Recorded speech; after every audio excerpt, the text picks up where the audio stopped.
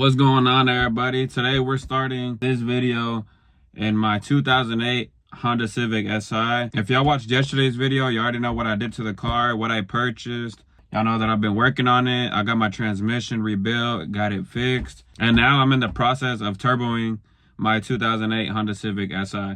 So stay tuned for this video. We're gonna get straight into it. I'm gonna show you a little bit of what I've been working on, how the car is looking, and what's left, you know, for this thing to be finally up and running. I can't wait. That's gonna be my first boosted car, my first time having my own boosted car. So just, you know, a first time with boost, you know, just in general. So I'm real excited for it. Enough of the yapping. Let's get into today's video.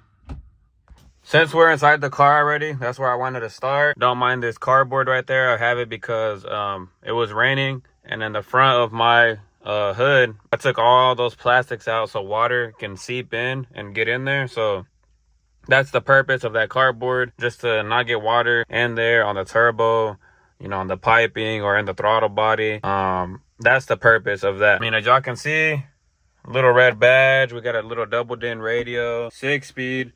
This car is running on Honda Flash Pro. That's how I do all the tuning for the car. So that's what I'm currently on. Who would have known that this thing right here, yes, it does a lot. And when, you know, for tuning purposes and stuff like that. If you're looking for one of these, for all my Honda people, you're going to be looking to pay around $750, $725. So just FYI. And we are gutted. This passenger seat, I'm going to put back in. It's currently inside of my house. I just took it out because I had went to the drag strip.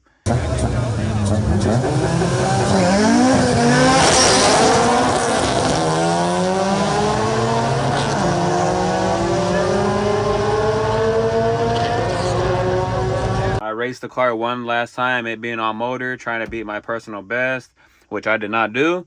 But that's why my passenger seat is out. If you come back here, you're gonna see nothing but tools, no back seat. I still got all my speakers in the car, no back seat, nothing in the trunk, and as y'all see, nothing but freaking parts and tools. Let me go back there so that way I can show y'all my fuel module right there and get into that. All right, guys, now that we're in the back, like I said, all of these plastics are out, the seats are out, everything in the trunk is out right there. Those are my skunk 2 headers that were currently on the car, so those are out, of course. The coder intake that I did have on the car, that's out, of course. And this right here, the fuel module. So for those wanting to know, I am going to be running a Walboro 450. That's what I'm going to be running. You do have to do some modification. For example, this clip right here, I'm going to cut this about right here where my thumb is at. We're going to cut this, and then you have to get this one as well.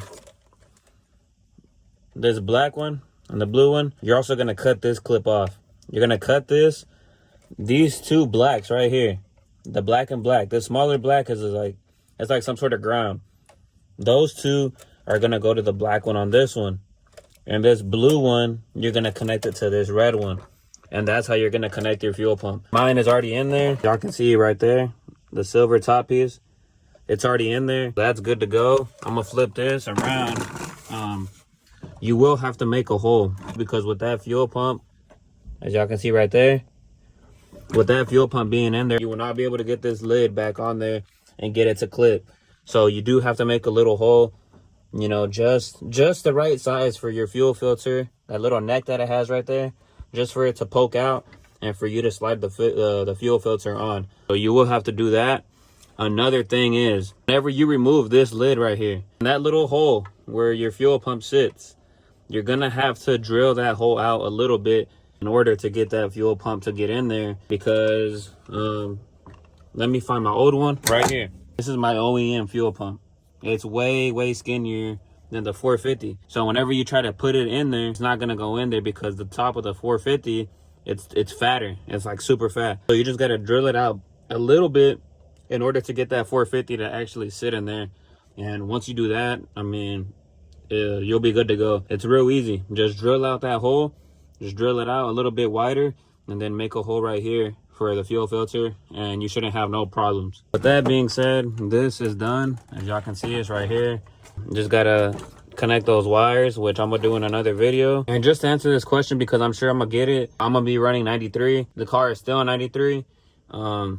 I am gonna go to E85 later on. Just gotta prepare all this a whole lot better because E85 will eat through a lot of these connections, as in these. You wanna solder these. If you're gonna go E85 right out the gate, you wanna solder all this. You wanna solder all your connections, you know, whenever you splice these wires, because E85 will eat through them over time, especially if you let your car sit while having E85 in the tank.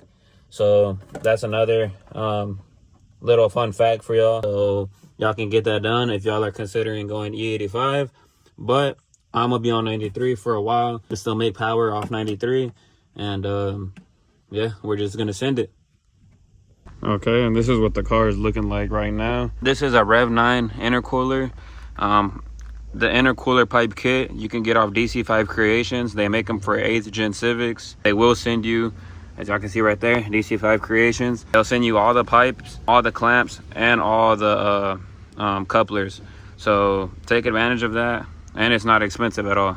Right here you have it. This is a full K24 stock, unopened, stock piston, stock rods, stock everything, stock block.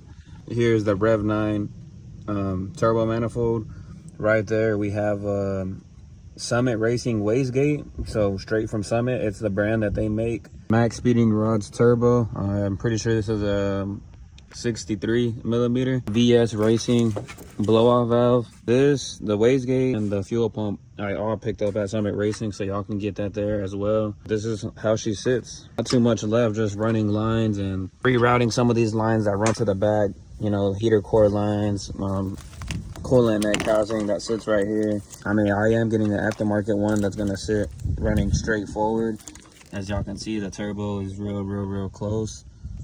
So the factory one would not work. You're gonna have to get an aftermarket one that's a little bit skinnier and runs straight forward. That way you won't have those issues.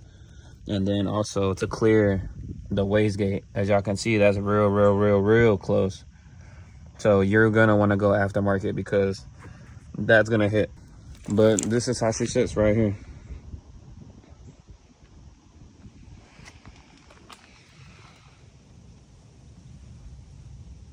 All right, everybody, so I'm back in the car. I didn't want to make this video too long. I just wanted to explain to y'all where I'm at right now, what's left with the car and stuff like that. So like I previously said in that last clip, it's not too much left, you know, just little fittings, lines, injectors, and then just bolting everything back up and literally getting a base map on the car. My goal is to have the car up and running by the end of this month. But yeah, guys, that's gonna wrap it up for today's video. Don't forget to subscribe. If y'all subscribe, hit that bell and stay tuned for more videos, because I'm back and it's time to start grinding, posting these videos and getting that content out there. Sooner or later, we're about to be doing some mean pulls in this car. So I'm very ready for that, very excited for that. So y'all stay tuned.